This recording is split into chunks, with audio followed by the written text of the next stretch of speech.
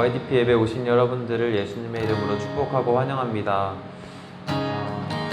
오늘 이 시간 이곳에 함께 하신 주님께 우리 잠깐 기도로 마음을 정돈하시면서 주님께 도움을 요청합시다. 이 시간 온전히 주님께서 내 마음을 어루만져 주시고 주관하여 달라고 같이 기도하시면서 예배 준비하시겠습니다. 주님 인도를 요청합니다. 주님의 모든 잡다심과 우리 세상적인 시선과 정령을 주님 이 시간 십자가 앞에 내려놓습니다. 우리가 정말 주님을 바라보기 원합니다. 이 시간 내 시선과 우리 입술이 오늘 주님만을 향하기 원합니다. 우리의 종교, 내 우리의 습관, 우리의 의와 나의 의로 가장 그 모든 것들 아니함을 정말 주관해 주시고 치유하여 주십시오. 회복시켜 주십시오. 이것이 예수 그리스도의 보혈을 덮습니다. 주님, 나의 분주한 마음, 나의 분주한 주님을 바라보지 못하고 세상의 것들로 병든 내 마음, 이 모든 시간 치유자이신 주님께서 어루만져 주시길 간절히 기도합니다. 예수님의 하나님을 주님께서 인도해 주시고 주님의 강력한 일을 요청합니다. 나의 이름이 아니라 예수 그리스도의 보혈을 시간 나아갑니다.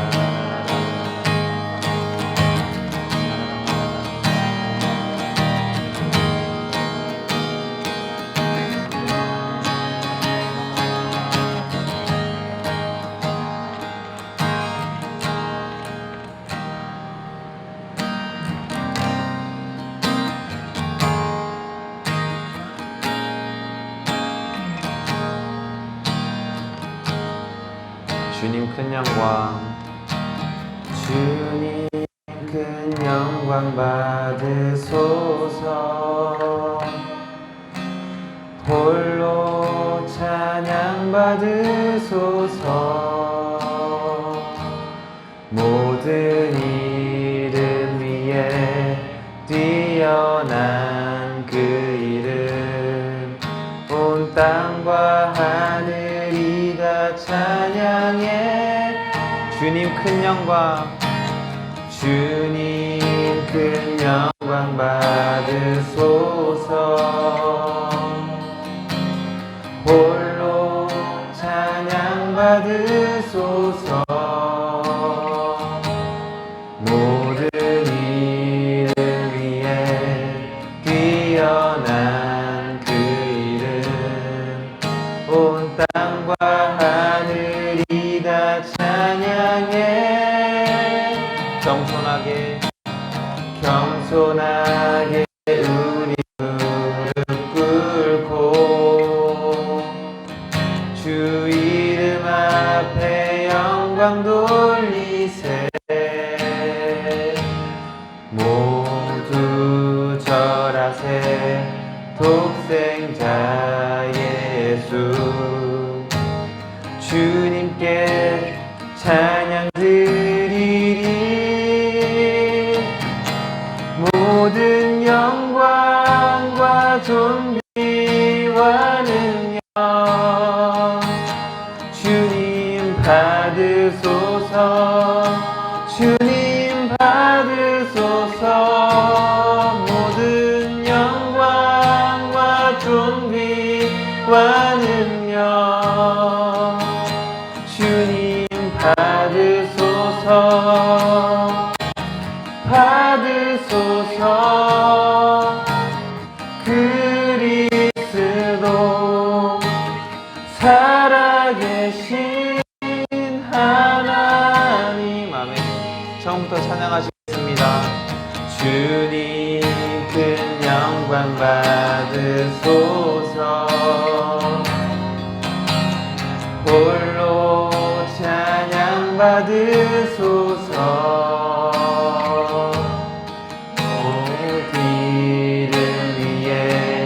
뛰어난 그 이름, 온 땅과 하늘이 다 찬양해. 겸손하게 우리 무릎 꿇고 주 이름 앞에 영광 영광 돌리세. 모두 절하세. 독생자 예수 주님께 찬양 드리리. 모든 영광과 존귀와 능력 주님 받으소서. 주님 받으소서. 모든 영광과 존귀와 능력 받으소서. 받으소서. 모든 영광과 존귀와 능력 주님 받으소서. 주님 받으소서. 모든 영광과 존귀와 능력 주님 받으소서. 주님 받으소서. 그리스도 그는 살아계신 하나님. 아멘.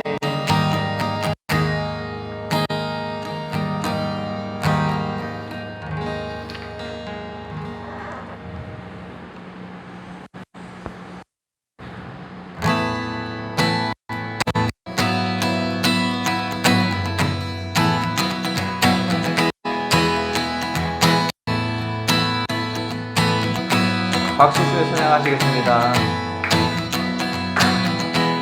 여호와를 즐거이 불러 기쁨으로 주께 나가리. 여호와 하나님 나 주의 백성 기르시는 양이라. 여호와를 즐거이 불러 기쁨으로 주께 나가리. 여호와 하나님 나 주의 백성 기르시는 양이라. 처음부터 찬양하시겠습니다. 여호와를 즐거이 불러 기쁨으로 주께 나가리. 여호와 하나님 나 주의 백성 기르시는 양이라. 여호와를 즐거이 불러 기쁨으로 주께 나가리. 여호와 하나님 나 주의 백성 기르시는 양이라. 감사함으로 주를 높이며 그 문에 들어가서 찬송함으로 그 이름을 축할지어다. 감사함으로 주를 높이며 그 문에 들어가서 찬송함으로 그 이름을 송축할지어다. 아멘.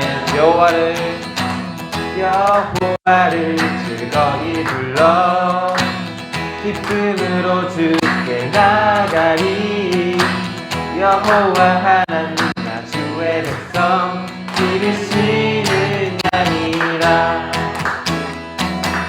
여호와를 즐거이 불러 기쁨으로 주께 나가리. 여호와 하나님 나 주의 백성 기르시는 양이라.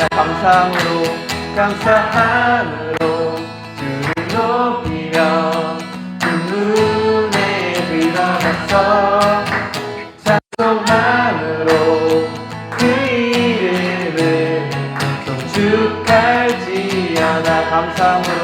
감사함으로 주를 높이며 그 문에 들어가서 찬송함으로 그 이름을 송축할지어다.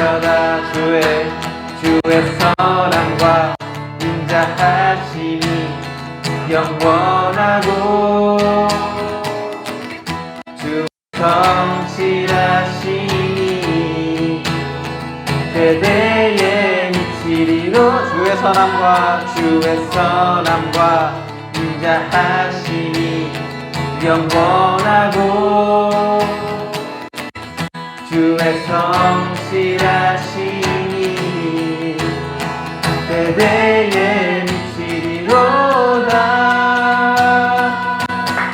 감사함으로 주를 높이며 그 문에 들어가서 찬송함으로 그 이름을 송축할지어다. 감사함으로 주를 높이며 그 문에 들어가서 찬송함으로 그 이름을 송축할지어다. 감사함으로 주를 높이며 그 문에 들어가서 찬송함으로 그 이름을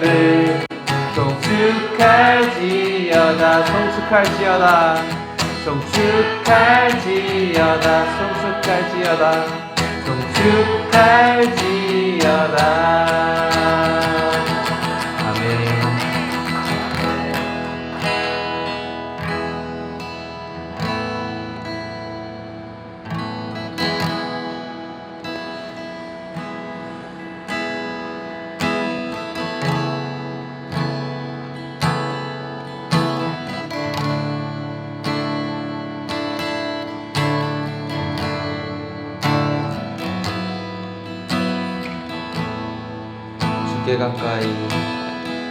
주께 가까이 날 이끄소서. 간절히 주님만을 원합니다. 채워주소서. 주의 사랑을 진정한 찬양 드릴 수 있도록 주께 가까이 날 이끄소서. 간절히 주님만을 원합니다. 채워주소서. 주의 사랑을 진정한 찬양 드릴 수 있도록 목마른 나의 영혼 주를 부르니 나의 맘 만져 주소서. 주님만을 원합니다. 더 원합니다. 나의 맘 만져 주소서. 주께 가까이 날 이끄소서. 간절히 주님만을 원합니다. 채워주소서. 주의 사랑을 진정한 찬양 드릴 수 있도록 다시 고백합시다. 주께 가까이 날 이끄소서. 간절히 주님만을 원합니다. 채워주소서. 주의 사랑을 진정한 찬양 드릴 수 있도록 목마른 나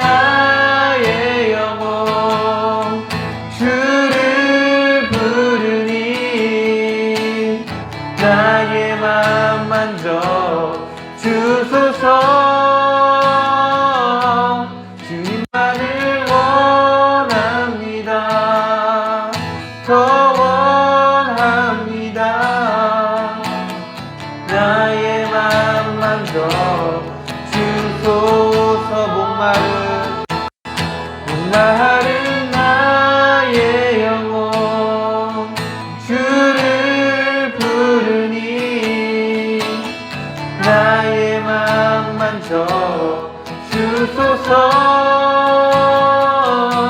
주님만을 원합니다. 더 원합니다. 나의 맘 만져 주소서.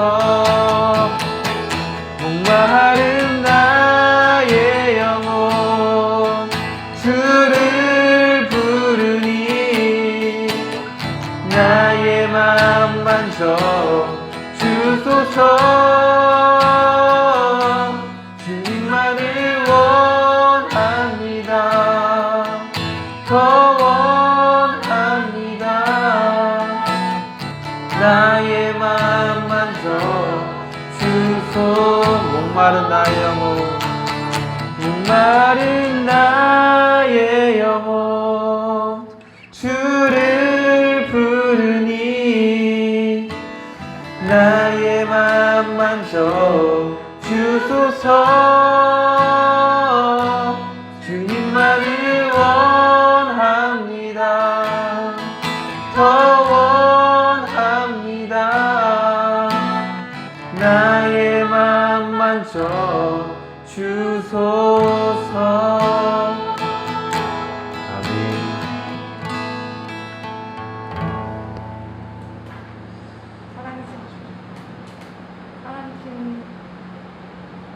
사랑하신 하나님 아버지, 오늘도 이곳으로 우리 한 사람 한 사람을 인도하여 주시고 함께 예배하게 하시니 감사합니다. 이 시간 우리가 주님 앞에 올려드린 고백과 같이 오직 주님만을 더욱더 간절히 사모하며 아버지를 만나길 소망합니다. 이 시간 성령 하나님, 우리 한 사람 한 사람 마음 가운데 찾아와 주셔서 우리의 마음을 만져주시고 하나님의 말씀으로 온전히 변화받는 시간 되도록 함께하여 주십시오. 감사하며 이 모든 말씀 살아계신 예수님의 이름으로 기도합니다. 아멘. 반갑습니다. 영상이 잘 안 보였죠? 네. 오늘 사실 되게 아까 처음에 우리 시험할 때 잘 보였었는데 잘 안 보였네. 깜짝 놀랐습니다. 이게 오늘 제가 몸에 대해서, 성경에 나오는 몸에 대해서 설명을 하려고 하는데 우연히 이 영상을 봐서 오늘 제가 설명하려고 하는 몸이 어떤 과정을 통해서 이루어지는지 너무 잘 표현되어 있더라고요. 이제 좀 이따가 우리 몸이 어떻게 만들어지는지를 좀 설명할 때 다시 한번 제가 설명을 해 드릴게요. 오늘 성령으로 인도받는 삶 15번째 시간이고요. 오늘 주제는 변화, 변화입니다. 여러분 변화받길 원하세요?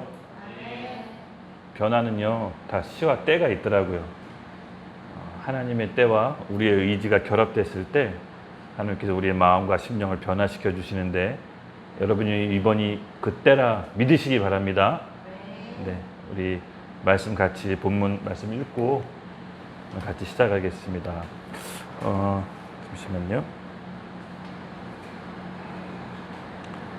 제가 이거 PPT를 좀 잘 못 넘겨도 좀 이해해 주세요. 핸드폰을 보세요.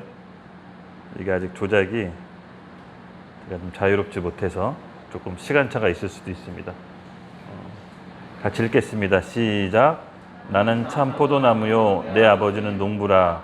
물은 내게 붙어 있어 열매를 맺지 아니하는 가지는 아버지께서 그것을 제거해 버리시고 물은 열매를 맺는 가지는 더 열매를 맺게 하여 그것을 깨끗하게 하시느니라. 너희는 내가 일러준 말로 이미 깨끗해졌으니 내 안에 거하라. 나도 너희 안에 거하리라. 가지가 포도나무에 붙어 있지 아니하면 스스로 열매를 맺을 수 없음 같이 너희도 내 안에 있지 아니하면 그러하리라. 아멘. 기도하겠습니다. 하나님 감사합니다. 정말 가난하고 궁핍한 마음에 오늘 우리 가운데 찾아오셔서 우리의 영혼과 마음을 회복시켜 주시고 우리 심령 가운데 하나님 말씀이 심겨져 그것이 자라나 온전히 성령의 뜻대로 살 수 있도록 우리를 이끌어 주시옵소서. 주님이 가난하고 의에 줄이고 목이 마른 자들에게 성령을 부어주심을 믿습니다.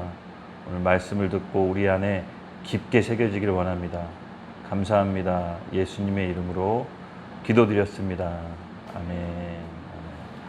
아멘. 제가 이제 신앙 초기예요. 사실 여러분께 좀 말씀드리고 싶은 거는 제대로 성경 말씀이 믿어지기 시작한 계기가 있었습니다. 아마 제가 간증을 들어서 아시는 분들도 있겠지만 사실은 예수님 믿고 영접하고 성경 말씀이 딱 믿어지진 않았어요. 제가 진짜로 성경 말씀이 딱 제대로 믿어지기 시작한 거는 조금 초자연적인 좀 일이 있었어요. 꿈에서 이제 큰 합창단 소리가 들렸거든요. 어마어마하게 큰 합창단 소리와 함께 어떤 영적인 존재가 등장하는 배경음악을 듣고 갑자기 큰 빛이 환하게 저한테 다가왔는데 제가 그 빛을 보는 순간 엎드려 이제 울었어요. 왜냐하면 너무나 감당할 수 없는 합창단 소리와 엄청난 빛이 저한테 한꺼번에 몰려왔는데 제가 그것을 보고 너무 두려웠어요. 근데 제가 그 빛을 보고 나왔던 반응은 처음에는 나 죽었다라는 반응이 좀 들었어요. 내가 저 빛을 보고 이 합창단 소리를 듣고 과연 내가 살아남을 수 있겠냐라는 게 꿈속에 저에 대한 그 인식이었어요. 그리고 얼마 지나지 않아 그 빛이 커지고 작아지면서 저한테 뭔가 얘기를 하는 듯 했고 제가 그 빛을 떡하니 바라보고 있는데 저를 해치지 않는다라는 느낌을 받았습니다. 그때 중간 좀 알았거든요. 내가 하나님을 이렇게 만났구나라는 게 제가 꾼 즉시 제가 이제 알아차렸습니다. 그리고 잠에서 깼는데 정말 신기하게 벽에가 눈물로 이렇게 적셔져 있었어요. 이제 교회에서 그거를 리더한테 얘기를 했는데 하나님께서 다양한 방법으로 사람을 만나 주시는데 아마 성환이 너에게는 이렇게 꿈으로 만나 주신 것 같다라고 그 얘기를 듣고 제가 그걸 믿었거든요. 근데 정말 이제 그 사건 계기로 성경이 믿어지기 시작했어요. 제가 간증을 한번 나눈 적이 있었죠. 성경이 안 믿어져서 그 셀 리더랑 계속 싸웠거든요. 왜냐면 저한테 너무 신화 같은 얘기였기 때문에 그것을 믿으라고 얘기했을 때 전혀 받아들여지지 않았습니다. 근데 그 꿈을 꾸고 이런 분이라면 정말 태초에 천지를 지으신 분이 맞겠구나. 정말 말씀 한 번만 하셔도 이 세상이 만들어진 분이 맞겠구나라는 게 그냥 받아들여졌어요. 그냥 믿어졌어요. 그 꿈으로.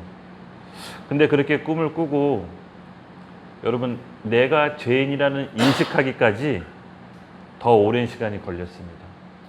예수님을 영접하고 물론 제 의지로 구주로 영접하고 그 다음에 말씀을 믿어지고 성경을 읽고 훈련을 받고 기도도 하고 교회 생활을 했지만 진짜 내가 죄인이라는 인식은 훗날 훨씬 지나서 했어요. 지금 생각해 보니까 그 세 과정이 한 10년 정도 걸렸던 것 같아요. 내가 하나님 앞에 진짜 죄인이라는 인식이 정말 깨달아지기까지 정말 심각했습니다. 근데 어느 날 제가 심각하게 죄인이라고 깨닫게 되는 게 한 계기가 또 있었어요. 왜냐하면 저는 예수님 믿고 그래도 교회 생활을 굉장히 열심히 했었거든요. 왜냐하면 예수님 믿고 제가 교회에 봉사하고 이렇게 헌신하는 것들이 내가 천국에서 받을 상급이라고 생각을 했어요. 그래서 빠른 시간에 교회 리더도 되고 이렇게 좀 중직자가 됐었거든요.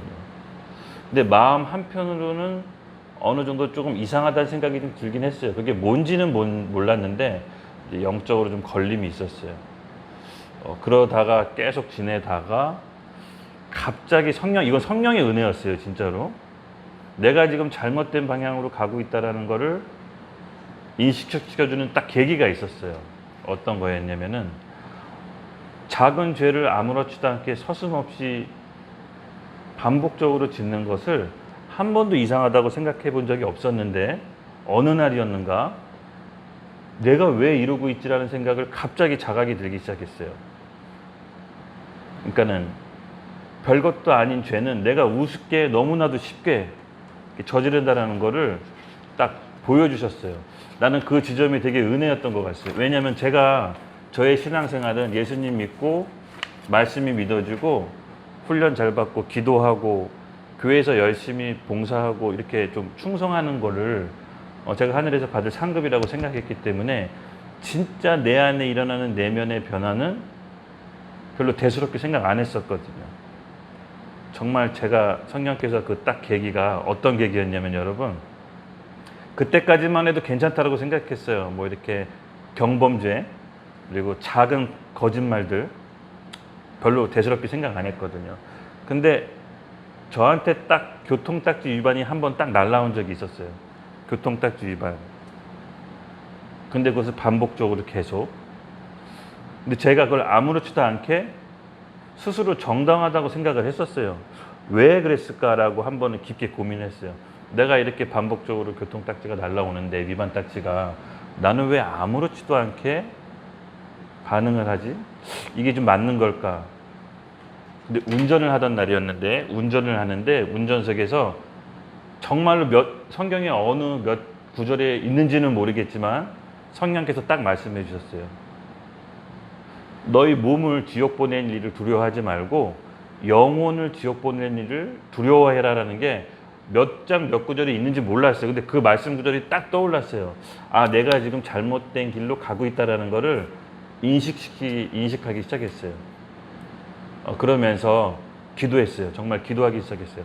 하나님, 제가 무엇이 잘못됐는지, 왜냐하면 제가 뭐가 잘못됐는지 전혀 인식하지 못했어요. 왜냐하면 저는 믿음이 좋은 사람으로 인정을 받았었고 교회 안에서도 직분도 굉장히 빠르게 받고 있었거든요.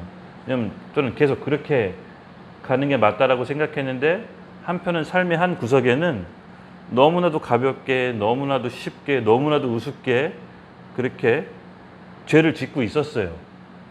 근데 그 상태를 하나님이 원치 않으셨나 봐요.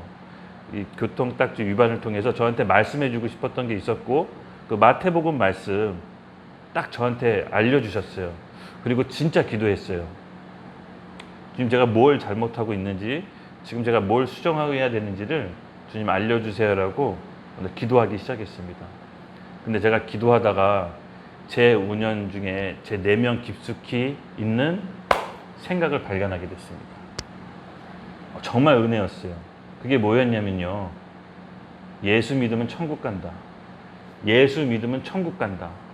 라는 게 저의 굳은 신념이 됐었어요. 그러니까 어떻게 예수 믿으면 천국 간다가 제 삶에 발현이 됐냐면, 나는 이미 예수를 믿었고 교회에서 인정받았기 때문에 나는 천국 간다. 그러므로 이런 하찮은 죄는 괜찮다라고 내가 받아들이기 시작한 거예요. 어느 순간부터. 그럼 예수 믿는다라는 내 안에 알 수 없는 교리와 믿음이 확고히 있었고, 천국 간다라고 나는 믿었기 때문에 그것을 죄를 짓는 합리화로 가고 있었던 거죠. 지금 생각해보면 정말 하나님 은혜였던 것 같아요. 하나님께서 내 삶의 사소한 부분에서 브레이크를 걸어주셨거든요. 아마 그런 브레이크가 없었다면 저는 여전히 예수 믿고도 다른 사람을 미워하고 판단하고 정죄하고 너무나도 쉽게 거짓말하고 사소하게 위반을 해도 아무렇지도 않게 내 안에 천국 간다는 믿음 때문에 계속해서 저질렀을 거라는 생각이 들었어요. 근데 저는 이게 너무 감사했어요. 사실 예수님 믿고 영접한 거는 제 의지였어요. 제 마음과 그 영적 상태가 그때 가난했었기 때문에, 제 안에 스스로 답이 없었기 때문에. 그리고 그 후로 1, 2년 지나서야 성경이 진짜로 믿어지기 시작했어요. 그 체험 때문에 꿈에서. 그리고 나서 몇 년이 훨씬 더 흐르고 10년쯤 돼서야 진짜 내가 죄인이라는 인식을 비로소 하게 됐어요. 그때부터 제 신앙생활이 바로 시작된 것 같아요. 지금 생각해보면 정말 하나님의 역사였던 것 같아요. 근데 모든 경우가 다 더 같지는 않더라고요. 어떤 분들은 간증을 들어보면은 예수님 믿고 얼마 내지 거듭나서 그렇게 이렇게 양심적으로 거룩하게 사신 분들도 굉장히 많았습니다. 저 같은 경우엔 시간 텀이 좀 길어졌어요. 근데 저한테는 그게 유익했던 것 같아요. 지금 생각해보면. 그리고 나서 여러분, 오늘 정말 주제가 변화잖아요. 사람에 따라 개인적으로 변화가 시간차가 있습니다. 급격하게 변하는 사람이 있으면 저처럼 오랜 시간을 두고 차근차근 변하는 경우가 있습니다. 중요한 거는 오늘 말씀처럼 예수님 안에 있으면 반드시 변화가 있어야 된단 말입니다. 예수님은 포도나무고 우린 가지기 때문에 그에 합당한 열매가 반드시 우리의 삶에 나온다라는 겁니다. 늦을 수가 있고 빠를 수가 있듯이 사람마다 개인차가 있지만 우리는 변화되어야 됩니다. 인준이가 나랑 만난 지 몇 년 됐죠? 3년. 그동안 변화가 있었습니까? 저랑 있는 동안? 아멘. 보나는 변화가 있었어요? 우리 공동체를 함께하는 동안? 아멘. 할렐루야. 만약에 변화가 없었다면 저와 여러분은 망한 겁니다. 그래도 변화가 있었다니 너무 감사하네요. 맞습니다. 제 경험상 하나님 말씀이 우리 심령 안에 심겨진 사람들은 어떤 식으로든 변화가 일어납니다. 어떤 식으로든. 구원은 내가 구원받았다고 내 스스로 확증하는 것도 아니고 주장하는 것도 아니라 그에 합당한 열매를 보면 오늘 본문 말씀처럼 구원 받았는지 아닌지를 알 수가 있는 겁니다. 내 안에 있는 확신도 물론 좋은 증거지만 그보다 거기에 많은 열매가 우리 삶에 나오게 돼 있습니다. 열매가 있죠, 인준아? 아멘. 조금 더디지만 저는 인준이가 변화되고 있다라고 요새 인준이랑 대화하면 확실히 저는 믿습니다. 네. 그래서 이번에 변화하는 삶을 단계적으로 좀 알아볼 텐데요. 변화의 첫 시작과 어떻게 우리가 변화되어 그리스도의 몸이 되어야 되는지를 전체적으로 함께 살펴보겠습니다. 여러분 기대하시죠? 기대해야지 갈망하는 사람에게 하나님께서 은혜를 부어주십니다. 아멘을 조금 하면 조금만 말씀을 먹습니다. 아멘을 크게 하면 말씀을 하나님께서 듬뿍 주십니다. 물을 아멘. 여러분 물을 크게 벌리고 입을 벌컥벌컥 마셔야 우리 안에 물이 들어오잖아요. 들리는 반듯 조금씩 아멘 하면 그만큼 말씀을 조금 먹는다는 것이 그냥 제 생각입니다. 성경에는 없습니다. 네. 지난 시간 여러분의 선교 특강 들어보셨을 적에 전 세계 인구 대충 들어봤죠? 79억 명, 대략 80억 명. 근데 그 중에 기독교 인구가 몇 명이라고 했습니까? 혹시 기억나십니까? 25억 명. 근데 그 중에 카톨릭 빼고 개신교가 대략 10억 명. 근데 오늘날처럼 저처럼 예수 믿고 천국 간다라고 확신에 찬 사람들 말고 진실로 예수 믿고 구원받아서 죄를 인식하고 변화되려고 추구하는 삶은 과연 몇 명이나 될까요? 저는 좀 극소수일 것 같다라는 느낌이 들어요. 정말 우리가 이 시대에 저와 여러분 우연은 없습니다. 하나님께서 지금 이 시간에 이 메시지와 저 여러분을 만나게 해주신 것은 결코 우연이 없습니다. 하나님이 우리를 너무 사랑하셔서 변화되기를 원하셔서 이 바쁜 와중에도 우리를 이렇게 모이게 해주신 겁니다. 아까 엄마 뱃속에 태아 봤죠? 마치 우리 공동체가 하나님 엄마 뱃속에 보호하고 있는 태아처럼 느껴졌어요. 언젠가 해산의 고통을 느끼면서 아기가 엄마 뱃속에 나와서 사람처럼 사람 구실을 할 때가 있겠지만 지금 하나님께서 우리 공동체를 태아 뱃속에 이렇게 영양분과 마실 것과 모든 것을 공급해 주시면서 이렇게 키우고 계시다는 느낌이 제가 좀 들었어요. 저 영상 보면서. 우리가 말씀을 잘 받아 먹고 달려나갑시다. 첫 번째인데요. 삶이 변화하는 첫 단계는 뭐냐면요. 제가 아까도 얘기했지만 영적인 파산 상태를 인정하는 것입니다. 마태복음 5장 3절에 이런 말이 있습니다. 심령이 가난한 자는 복이 있나니 천국이 그들의 것입니다. 심령이 가난한 자 복이 있나니 무슨 말일까요? 돈이 없어 가난하다는 소리를 들어봤는데 심령이 가난한 자, 다른 말로 하면 내 인생을 내 스스로 끌고 갈 수 없다라는 영적인 파산 상태를 하나님 앞에 인정하는 겁니다. 나에겐 답이 없다라고 가난하고 의에 줄이고 목이 마른 심정으로 하나님 앞에 나아가는 영적 자세를 말하는 겁니다. 바로 그 자에게 마태복음 오늘 5장 3절 말씀처럼 심령이 가난한 자에게 천국이 있다라고 합니다. 하나님 나라는 여러분 교만하거나 우쭐하거나 자기가 뭔가 있는 척을 하거나 절대로 그 안에 임하지 않습니다. 하나님 앞에서 내가 늘 가난하고 심령이 파산한 상태라를 인정하는 영성입니다. 다윗은요 통일 이스라엘 왕국을 건국하고 왕이었음에도 불구하고 늘 하나님 앞에 불쌍히 여겨달라고 그렇게 기도했습니다.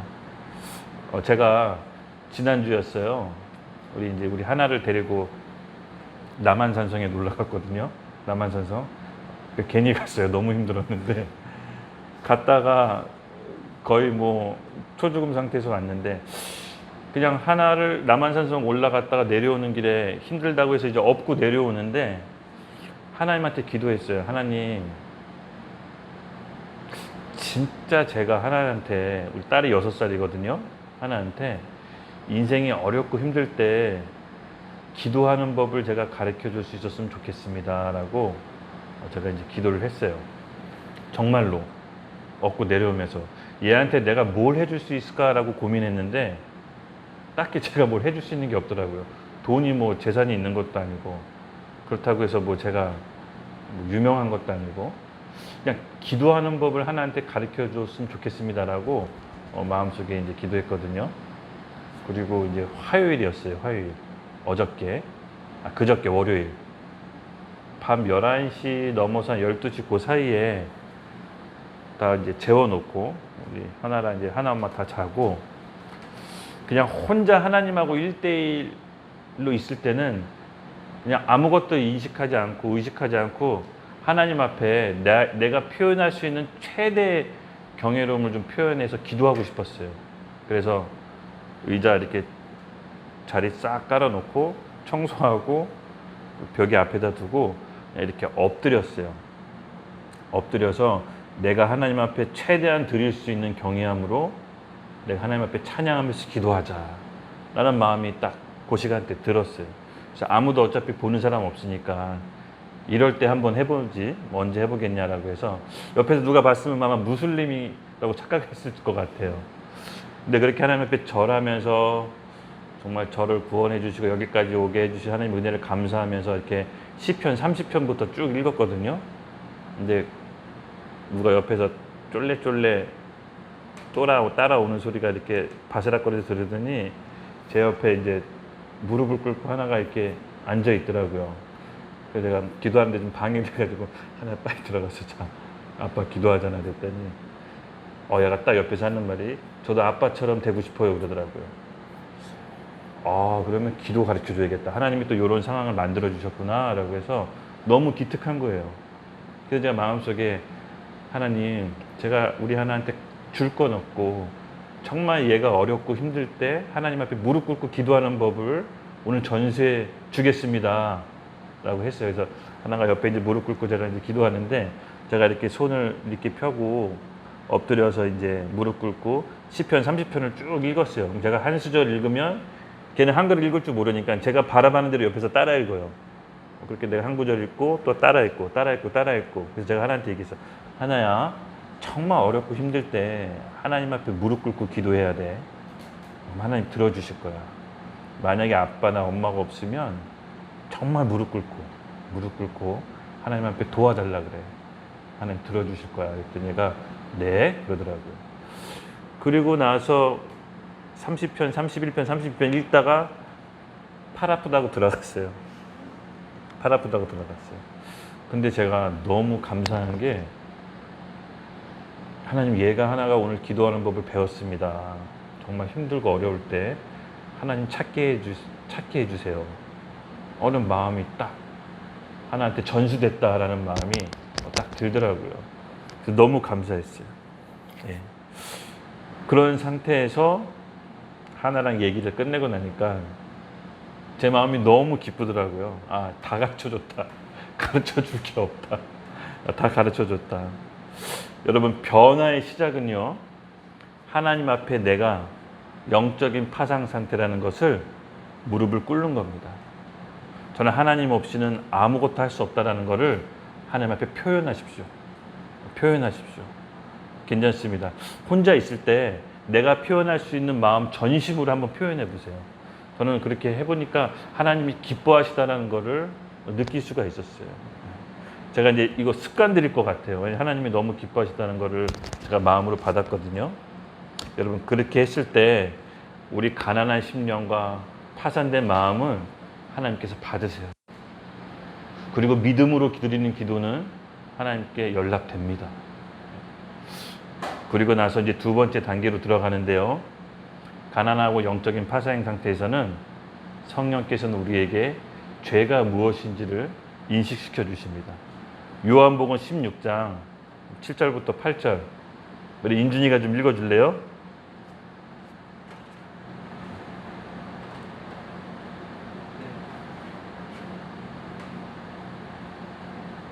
요한복음 16장. 네. 세상을 바라보니 내가 떠나가는 것이 너희에게 유익이라. 내가 떠나가지 아니하면 구하사가 너희에게로 오시지 아니할 것이요 하면 내가 그를 너희에게로 보내리니 그가 와서 죄에 대하여 의에 대하여 심판에 대하여 세상을 실망하시리라. 아멘. 여러분 여기 말씀처럼 성령께서 우리에게 오시면요 죄를 먼저 깨닫게 됩니다. 그가 너에게 오실 것인데 너에게로 예수님께서 보내신다고 했습니다. 예수님이 오히려 우리와 함께 있는 것보다 보혜사 성령 그분이 함께 있는 게 더 유익하다고 하셨습니다. 근데 그가 오시면 하는 일이 있는데 뭐라고요? 죄에 대해, 의에 대해, 심판에 대해 세상을 책망하신다고 했습니다. 여러분 성령께서 오시면요 우리 죄에 대한 인식이 일어나기 시작합니다. 예수님을 믿고 내주하신 성령께서 우리 양심을 통해 주변 환경을 통해 어떻게 해서든 성령께서 일하셔서 우리가 죄인이라는 것을 인식하게 됩니다. 그러면 성령은 어떤 에너지나 기가 아닙니다. 성령은 거룩하신 하나님입니다. 그분이 우리 가운데 오시면 우리가 죄에 대해서 인식하게 되어 있습니다. 그게 먼저입니다. 아셨죠? 우리가 성령 하다 보면 옛날에 과거에 성령 운동, 성령의 여러 가지 은사 해가지고 외적인 열매에 대해서 많이 얘기한 적이 있는데 성령께서는 내적인 열매가 있고 외적인 열매가 있습니다. 제가 신년 기도회 때 3번에 걸쳐서 이 성령께서 오시면 우리에게 하시는 일들에 대해서 한번 시리즈로 설명해 드린 적이 있죠. 나중에 그 영상을 한번 참고해 보시고 오늘 그 얘기는 자세히 하지는 않을 겁니다. 중요한 것은 성령이 오시면 우리 죄에 대한 인식이 살아나기 시작하는 겁니다. 이 죄는요, 여러분 되게 조금 역설적이게도 내가 받은 은혜가 얼마나 큰지를 아는 사람이 그 죄에 대한 인식도 커지게 되어 있습니다. 즉 죄와 은혜는 이게 상관관계가 있는데 은혜로 바로 알기 위해서는 우리가 하나님께 받은 은혜로 바로 알기 위해서는 내가 얼마나 큰 죄인인지 그 인식이 동반돼야 됩니다. 은혜가 받은 거에 비례해서 내가 죄인인 것을 자각하게 됩니다. 그 둘은 이렇게 세트로 뗄래야 뗄 수가 없습니다. 즉 죄가 크면 클수록 반대로 내가 하나님께 받은 은혜가 얼마나 큰지를 또한 알게 됩니다. 이런 말이 있어요. 계속해서 은혜를 받고 또 받으면 그것이 은혜인지 모르고 권리라고 생각합니다. 인간은 죄인이기 때문에. 그러나 성령께서 주시는 그 은혜는 반드시 우리가 얼마나 큰 죄인인지를 따라 동반하게 됩니다. 여러분 우리가 받은 구원이 얼마나 큰 대가를 지불하고 받은지 여러분 한번 제대로 인식해 보신 적이 있습니까? 우리가 짜내고 싶어서 우리 감정을 몰아내서 하는 게 아니라 성령께서 오셔야 그 죄에 대한 인식과 우리가 받은 은혜가 얼마나 값진지를 통곡을 하면서 깨닫게 됩니다. 죄사함이 얼마나 값지고 소중한지를 여러분 깨닫게 해달라고 오늘 밤 우리 기도합시다. 이게 신앙생활의 첫 시작이었어요. 저는 예수님 믿고 10년이 흘러서야 비로소 그 부분을 깨닫게 되었어요. 아주 사소한 일상적인 사건이었지만 하나님께서는 저에게 그걸 짚고 넘어가길 원하셨던 것 같아요. 그때 지금까지 내가 받았던 십자가의 은혜가 얼마나 컸던지를 제가 알 수가 있었습니다. 이거는 어김없습니다. 첫 번째로 의에 줄이고 목마른 가난한 심령에게 성령께서 죄에 대한 인식을 우리에게 알려주시고 그와 함께 동시에 그동안 내가 받았던 은혜가 얼마나 컸던지를 다시 한번 재인식시켜 주십니다. 이것이 성령께서 하시는 첫 번째 역할입니다. 은혜가 반면에 여러분 점점 멀어지고 있는 사람이 있습니다. 또 우리가 신앙생활 하다 보면 언제나 은혜가 충만하지는 않습니다. 그렇죠?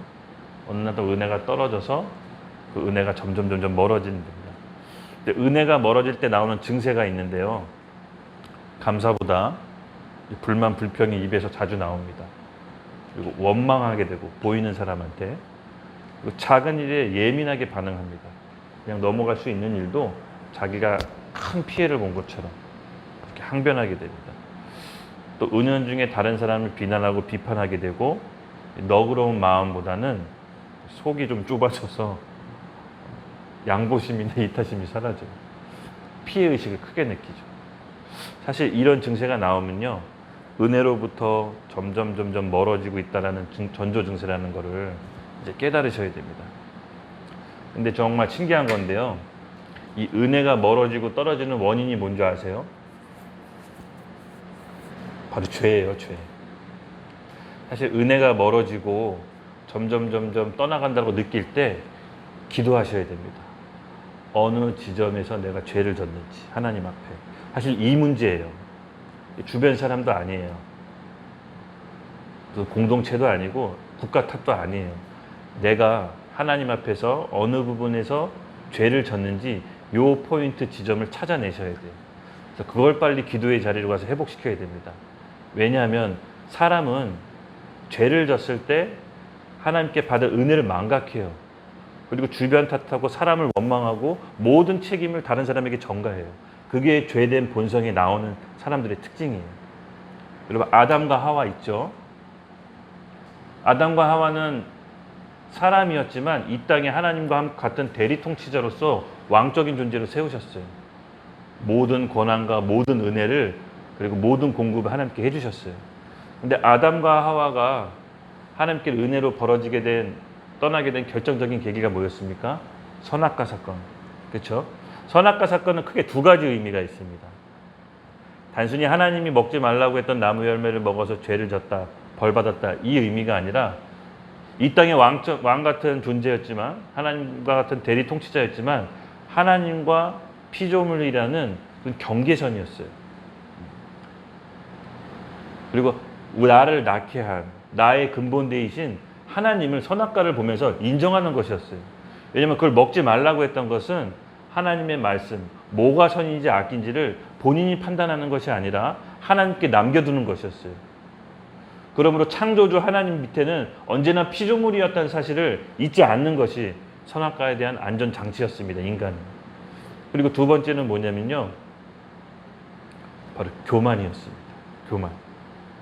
내가 하나님 없이 잘 살 수 있다라는 교만의 선언. 그것이 선악과를 먹은 행위였습니다.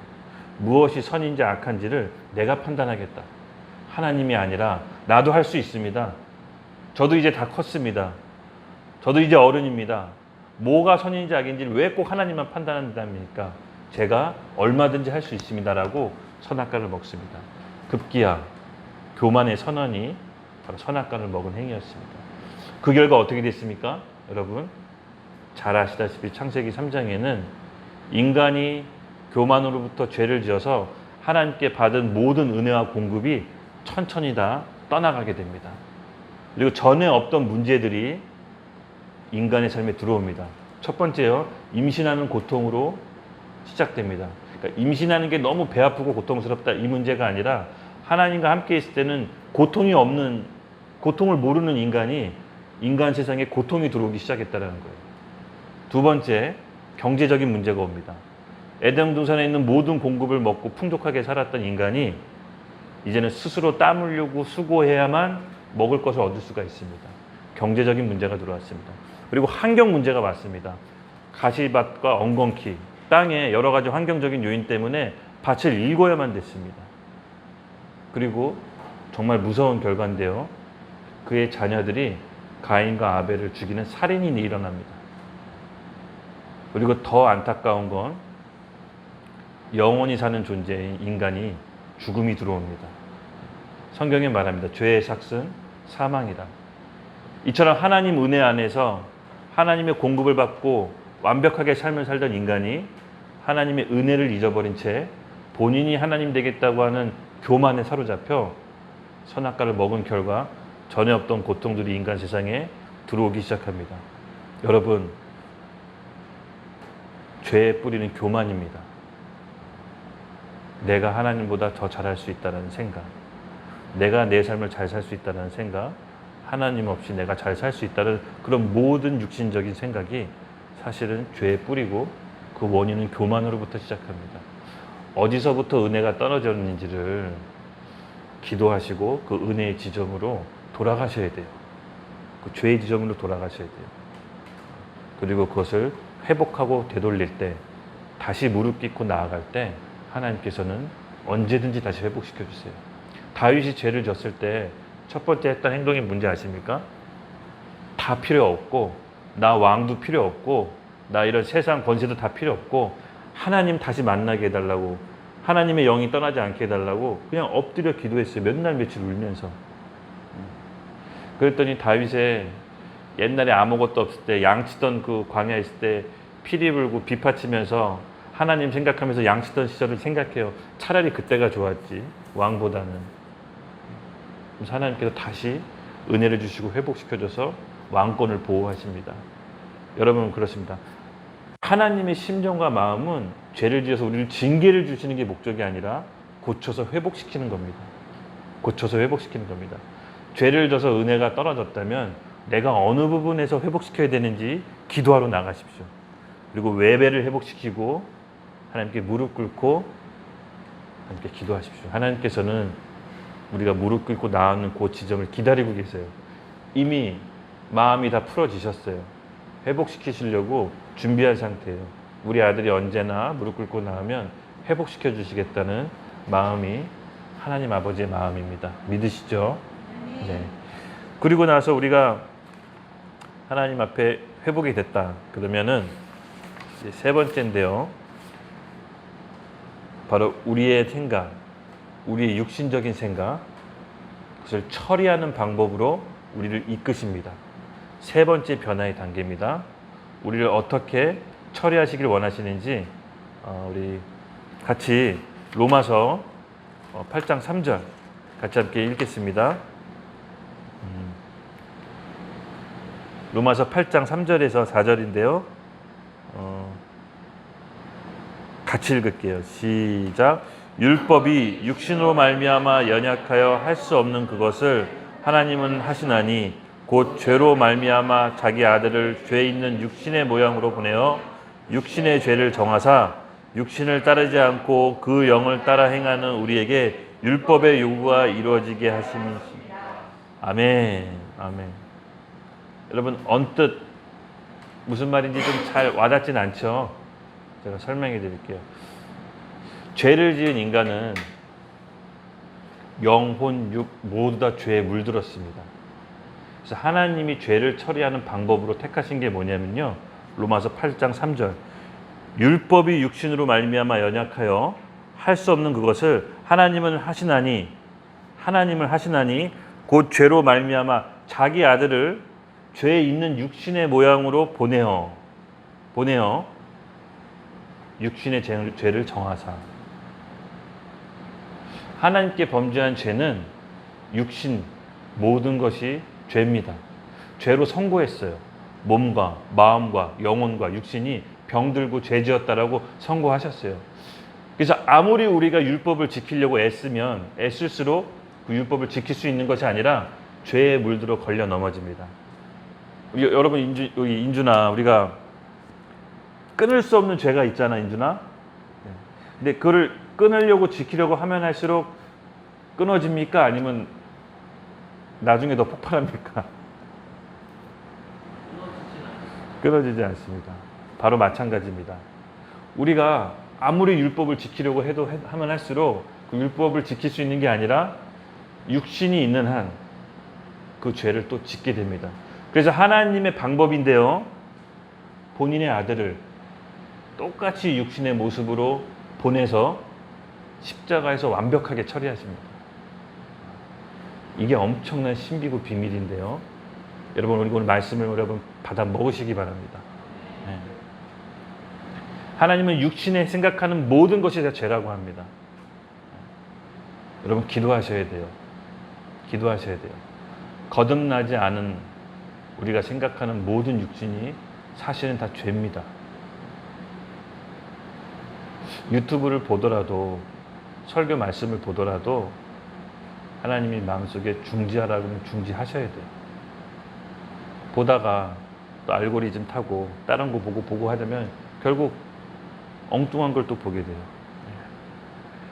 성령께서 말씀하시지 않고 아무리 내가 좋은 거라고 했던 것도 육신은 모두 다 죄입니다. 왜냐하면 육신은 죄라고 하나님이 선고하셨어요. 그래서 아무도 율법을 우리 스스로 이룰 수 없다라고. 그래서 하나님이 마지막 남은 방법이 본인의 아들을 우리와 똑같은 육신의 옷을 입고 십자가에서 실제로 죽이기로 죄를 처리하는 방법으로 본인의 아들을 육신의 모습으로 보내신 겁니다. 히브리서 말씀에 예수님은 죄를 지은 적도 없고 알지도 못한다고 했습니다. 그런데 이미 육신은 죄라고 하나님이 선고하셨기 때문에 그 육신의 모습으로 예수님을 그대로 보내셨어요. 그래서 예수님을, 십자가에 달린 예수님을 보는 사람이 그것이 나의 죄라는 것을 인정하고 믿음으로 받아들이면 똑같이 우리가 죄사함을 받게 됩니다. 이게 신비입니다. 그러면 여러분, 예수님 믿고 구원받은 우리가 어떻게 삶에서 계속해서 주님을 따라가냐? 성령께 묻지 않고 우리의 옳은 소견대로, 우리의 선악과대로 판단하는 그 모든 육신적인 생각들을 십자가에 예수와 함께 못 박아 죽이는 겁니다. 내가 선이라고 생각했던 거, 내가 옳았다고 생각했던 거, 그게 아무리 그 사람한테 좋을지라도 성령께 묻지 않고 성령께 확답을 주시지 않은 상태에는 그 모든 육신적인 것들은 죄라고 선고하셨습니다. 그래서 그 육신적인 생각이 떠오를 때마다 예수와 함께 십자가에 못 박으십시오. 못 박으십시오. 로마서 6장 6절을 우리 기훈이가 좀 읽어줄래요? 우리가 알거니와 우리의 옛사람이 예수와 함께 십자가에 못 박힌 것은 죄의 몸이 죽어 다시는 우리가 죄에게 분노를 하지 아니하려 함이니. 아멘. 맞습니다. 예수와 함께 십자가에 못 박힌 것은 죄의 몸이 죽어 다시는 우리가 죄의 종로를 타지 않게 하려고 하나님이 최종적으로 우리의 죄의 문제를 해결하신 겁니다. 이 십자가 은혜가 너무 커서 바울이 얘기했잖아요. 이 십자가 은혜가 너무 커서 죄가 많은 곳에 은혜가 더 크다라고 바울이 고백했습니다. 여러분, 맞습니다. 죄에 대한 인식과 그 죄에 대한 처리하는 과정을 예수 그리스도께서 육신의 모습을 똑같이 입고 오셔서 우리를 대신해 죽으셨습니다. 그래서 누구든지 예수 믿으면, 예수 이름 앞에 나오면 그 예수의 보혈의 피로 의지해서 우리 과거의 죄, 현재의 죄, 앞으로 지을 미래의 죄까지 십자가에서 완벽하게 단번에 영원히 처리하신 겁니다. 그 보혈로 우리의 죄가 깨끗이 씻김받고 용납받는 것을 하나님께서 그 사랑을 십자가를 통해서 확증하셨습니다. 여러분, 믿음으로 받아들이시기 바랍니다. 이 마음의 변화가 오늘 우리 가운데 일어나기를 예수님의 이름으로 축복합니다. 여러분, 사실은 변화가 지금 일어나는 사람들은요, 저와 같을 겁니다. 죄를 지을 때마다 마음이 아파요. 양심으로 우리를 아프게 해요. 왜 그랬을까? 내가 또 왜 혈기 부렸을까? 내가 왜 또 이런 말을 했을까? 한 번 더 생각하고 카톡 보낼 것. 한 번 더 생각하고 얘기할 것. 성령께서는요, 우리 마음 가운데 죄를 지을 때마다 아프게 하고 변화를 일으킵니다. 좋은 겁니다. 좋은 겁니다. 제가 또 얘기했잖아요. 성경 말씀 믿어졌는데 진짜 죄를 인식하기까지는 너무 오랜 시간이 걸렸다고. 변화 가운데 있으신 분들은 죄를 지을 때마다 마음이 아픈데 여러분, 변화되고 있다는 증거입니다. 그것을 두려워하거나 배척하지 마세요. 계속 그 상태로 몸을 맡기십시오. 그러면 계속해서 하나님께서 우리를 이끄실 것입니다. 성령께 묻지 않고 우리 육신의 생각대로, 우리 옳은 소견대로 여러분 생각하는 것을 육신의 생각, 그것은 곧 육신이 하는 일입니다. 하나님은 그것을 죄라고 선고하셨습니다. 우리가 마음 가운데 정말 형제를 사랑하고 싶고 판단하고 싶지 않고 정말 미워하고 싶지 않는데, 그래서 우리 힘으로 절대로 되지 않습니다. 절대로 되지 않습니다. 우리 서영 자매님이 베드로전서 1장 22절을 읽어주십시오.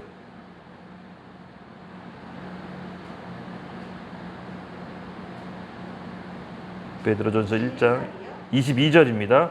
1장 22절. 너희가 진리를 순종함으로 너희 영혼을 깨끗하게 하여 거짓이 없이 형제를 사랑하기에 이르렀으니 마음으로 뜨겁게 서로 사랑하라. 아멘. 이렇게 가난한 심령으로 하나님 앞에서 죄가 인식되고 그 죄를 우리의 생각을 예수와 함께 십자가에 못 박혀 죽는 삶을 사는 사람들에게는 빛으로 우리에게 말씀을 주십니다. 그래서 그 말씀에 순종할 때 우리는 다른 형제와 자매를 중심으로 사랑할 수 있습니다. 정말 중심으로. 내가 왜 그랬을까? 왜 내가 잘해주지 못했을까? 내가 왜 이런 말을 했을까? 내가 왜 저 사람한테 또 혈기 부렸을까? 여러분, 사랑은요, 우리 인간적인 사랑도 사실은 죄예요. 아세요? 어떤 사람을 좋아하는 것도 그냥 그렇게 오래 가지 않습니다. 인간적인 사랑은 좋아하는 만큼 더 큰 보상을 원하게 돼요. 근데 하나님의 사랑은 아무런 대가 없이 베풀어 주시는 십자가의 사랑입니다. 이 십자가의 사랑으로 저 형제와 자매를 보지 않는 이상 육신적인 사랑은 다 죄입니다. 네. 경험하실 거예요. 연애해 보신 분들은 그게 얼마나 더덥다는 거예요. 예수님께 사랑을 받아야, 그 십자가의 사랑을 받아야 다른 형제 자매를 중심으로 끌어안고 사랑할 수가 있는 겁니다. 예수님의 사랑으로 바라볼 수가 있는 겁니다. 경험하시기를 예수님의 이름으로 축복합니다. 그렇게 날마다 죽기를 결단하고 예수와 함께 십자가를 지는 삶을 사는 사람들에게 마지막 4단계, 몸이 만들어집니다. 몸. 제가 오늘 이 몸에 대해서 좀 설명하려고 할 때 이걸 어떻게 좀 적절하게 설명할 수 있는 말이 없습니까? 라고 기도했을 때 저 영상을 딱 보는데 저거다. 이 몸은요, 조금 용어에 대한 설명이 필요한데요. 몸하고 육체는 성경에서 그 헬라어 원어가 다릅니다. 이 몸은 소마라고 하고 육체는 사르크라고도 얘기하는데, 성경의 다른 말로 몸은 속사람이라고도 표현됩니다. 속사람.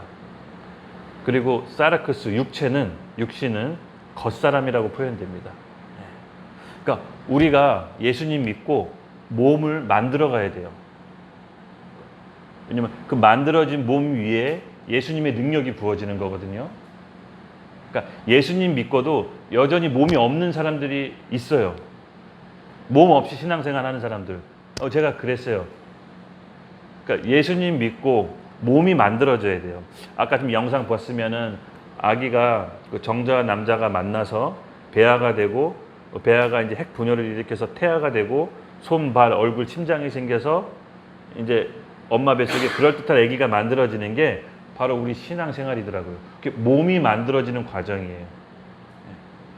내가 내 생각을 날마다 예수와 함께 십자가에 죽고 내 옳은 소견대로 내가 내 선악과를 먹는 것이 아니라 성령이 묻고 그의 인도하신 대로 살다 보면은 우리가 몸이 하나 둘씩 만들어져요.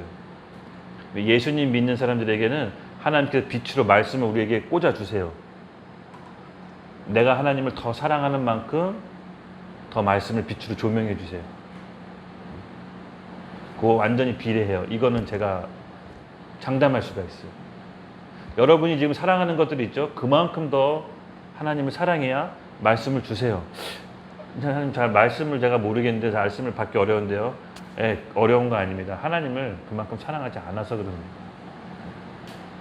하나님을 중심으로 마음과 뜻을 다하게 사랑하면, 내가 지금 사랑하고 좋아하는 것보다 더 사랑하면 반드시 그의 사랑하는 자녀에게 말씀을 주시는데, 마치 남자의 정자가 엄마 몸속에 들어가듯이 말씀이 우리 가운데 꽂힙니다. 그리고 난자와 만나서 배아가 형성되는데, 그것을 우리 말씀으로 믿음으로 받아들인 상태입니다. 그리고 믿음으로 받아들인 상태에서 날마다 십자가에서 죽고 자기를 부인하려 살면 어느 순간 팔이 생기고 다리가 생기고 심장이 생기고 장기가 생깁니다. 그러면 태아가 몸 밖으로 나오는 게 뭐냐? 그렇게 만들어진 몸 위에 하나님께서 성령을 부어주실 때가 있습니다. 제가 그거를 말씀을 사도행전 8장 14절에서 17절을 제가 좀 읽어드릴게요. 사도행전 8장 14절에서 17절입니다. 제가 읽어드리겠습니다. 예루살렘에 있는 사도들이 사마리아에도 하나님의 말씀을 받았다함을 듣고 베드로와 요한을 보내매 그들이 내려가서 그들을 위하여 성령 받기를 기도하니 이는 아직 한 사람에게도 성령 내리신 일이 없고 오직 주 예수의 이름으로만 침례를 받은 뿐이더라. 이에 두 사도가 그들에게 안수함에 성령을 받는지라. 여러분, 사마리아에 예수님 믿는다는 소문이 막 돌아서 베드로와 요한이 그곳에 간 거예요. 사마리아는 아시다시피 유대인들이 가지 않는 땅입니다. 약간 이등 시민 같은 혼혈아. 근데 거기서 예수 믿는 사람들이 일어난다라고 얘기를 들어서 베드로와 요한이 갔습니다. 그랬더니 이들이 다 예수의 이름으로 침례를 받았대요. 예수 믿는 사람들이에요. 근데 베드로가 보기에 한 가지 부족했어요. 이들의 신앙이 성장했고 몸과 마음, 팔이 자라나서 몸이 있었는데 바로 성령이 부어지기를 안수함에 해줬던 거예요. 태아가 엄마 뱃속에 몸 밖으로 나간다는 것은 뭐냐면요, 바로 이와 같습니다.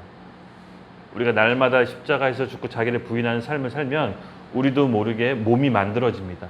엄마 뱃속의 태아처럼. 그 만들어진 몸 위에 성령의 세례로 기름 부어주시면 예수의 생명을 덧입게 됩니다. 덧입게 돼요. 그때 나타나는 그 능력으로 우리가 봉사도 하고 사업도 하고 전도도 하면 성령의 여러 열매들이 나오게 됩니다. 이것이 바로 성령의 외적 열매로 나와요. 은사라고 하죠. 하나님께서 은사를 주세요. 자라나는 과정이 있습니다. 자라나는 과정이. 저와 오늘 여러분 그 은사를 사모합시다. 하나님께서 우리 가운데 몸을 만들고 계시다라는 감동을 주셨어요. 그 몸이 엄마 뱃속에 나오기까지 여러분 아시죠? 진통이 있어요. 해산의 고통. 그 해산의 고통은 너무 고통스러우나 아기가 출산하는 그 기쁨으로 엄마는 그 고통을 싹 잊는다고 해요. 마치 영적 성장도 이와 같습니다. 우리가 몸이 만들어지는 과정, 출산하는 과정은 너무나 어렵습니다. 때로는 죄에 걸려 넘어지고 하나님의 은혜를 떠나기도 합니다. 그러나 엄마 뱃속에 우리가 계속해서 남아 있는다면 하나님 계속 공급해 주세요. 좀 덜 자라는 아기도 있고 잘 자라는 아기도 있습니다. 하지만 걱정할 거 없습니다. 우리가 출산할 때는 성령의 기름 붓듯 우리에게 부어 주십니다. 십자가에서 부인하고 주님을 따라가는 삶을 포기하지 마십시오. 절대 포기하지 마십시오. 이제는 우리가 확실히 마음과 생각을 하나님께 고정합시다. 좀 방황하는 영혼들이 있었다면 오늘 마음을 정합시다. 주님을 따라가서 제가 몸을 갖기 원합니다. 이 더 신비는 뭐냐면요, 다시 오실 신랑 예수님은 누구와 만납니까? 이 몸하고 만나는 거예요. 육신하고 만나는 게 아니라. 육신은 죄예요. 그래서 몸을 가진 그리스도인들하고 만나는 거예요. 열처녀의 그 신부의 비유는 몸이 있는 처녀들이에요. 그래서 우리 여러분, 하나님께서는 우리 여러분들이 몸을 갖고 성령의 은사를 받기를 지금 갈망하십니다. 제가 오늘 그 감동을 좀 받았어요. 같이 합시다. 같이 공동체에서 합시다. 같이 기도할 텐데요.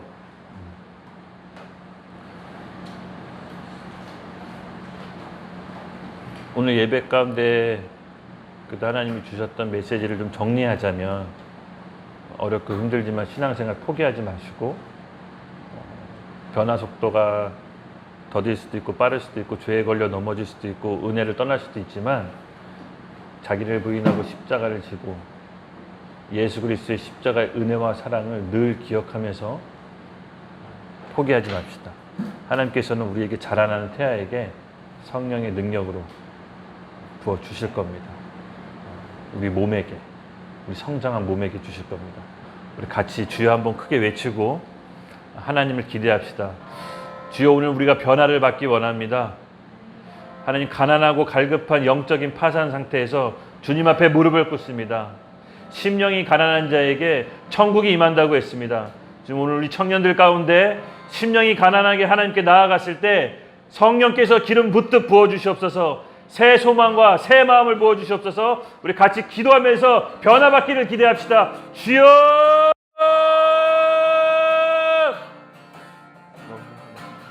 감사합니다. 오늘 가난하고 연약한 심령 가운데 성령을 부어 주시옵소서. 주님 변화받기 원합니다. 주님 변화되길 원합니다. 주여 하나님께서 우리에게 찾아와 주셔서 오늘 우리 가난한 심령들에게 성령이 우리에게 임하게 해주셨소서. 죄를 인식하게 해주고 죄를 깨닫게 하시고 변화받게 하게 해주셨소서. 주여 간절히 원합니다. 주님 간절히 원합니다. 이 육신적인 생각을 하나님 앞에 모두 다 내려놓고 하나님께 나아갈 수 있도록 주님 우리 성령에 우리 기름부터 부어주셨소서. 우리를 일으켜 세워주셨소서. 감사합니다. 오 주님 오 시간마다